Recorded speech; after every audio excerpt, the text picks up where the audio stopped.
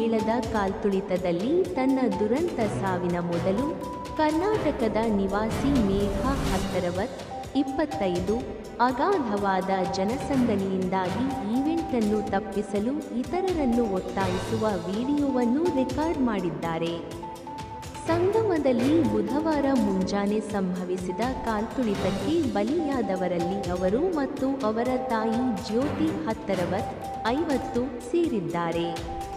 ಮೇಘಾ ತನ್ನ ತಂದೆಯ ಕಾಳಜಿಯ ಹೊರತಾಗಿಯೂ ಈ ಕಾರ್ಯಕ್ರಮಕ್ಕೆ ಹಾಜರಾಗಲು ಒತ್ತಾಯಿಸಿದ್ದಳು, ಏಕೆಂದರೆ ಇದು ಪ್ರತಿ 144 ವರ್ಷಗಳಿಗೊಮ್ಮೆ ಮಾತ್ರ ನಡೆಯುತ್ತದೆ. ಗುರುವಾರ ಅವರ ಮೃತದೇಹಗಳನ್ನು ವಿಮಾನದಲ್ಲಿ ಬೆಳಗಾವಿಗೆ ತರಲಾಯಿತು.